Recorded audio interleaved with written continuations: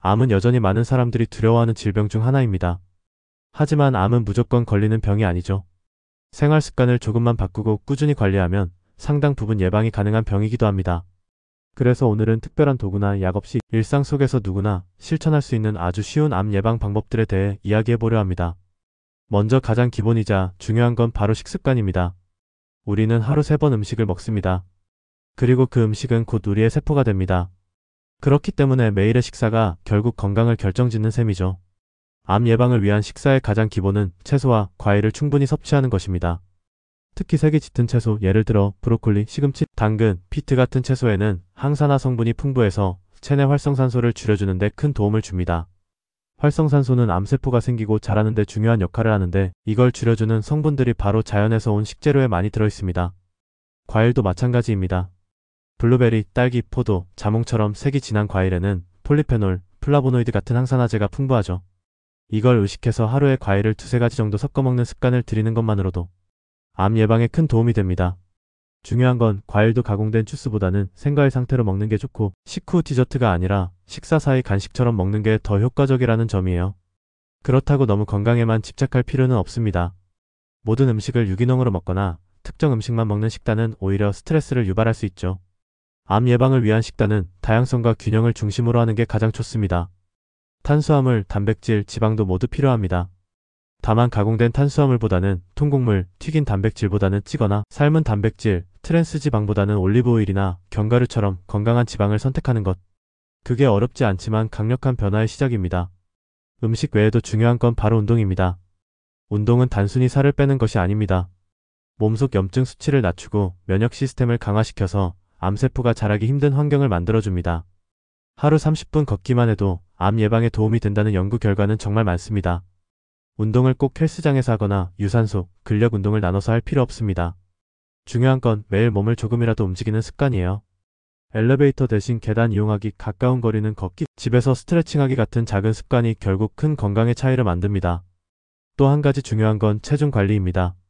과체중이나 비만은 유방암, 대장암, 간암, 식도암 등 여러 암의 위험 요인입니다. 특히 뱃살처럼 내장지방이 많은 사람일수록 암 발생률이 높다는 보고도 많습니다.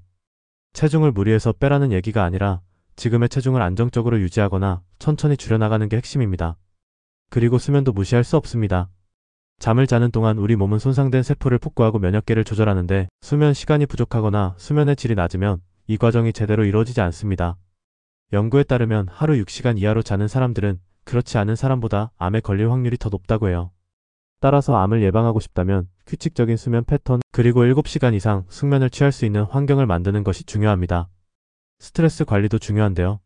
스트레스 자체가 암을 유발한다는 결정적인 증거는 없지만 스트레스를 많이 받을수록 면역 기능이 저하되고 건강하지 않은 생활 습관으로 이어질 가능성이 큽니다. 예를 들어 스트레스를 받으면 폭식을 하거나 음주, 흡연에 의존할 수 있죠.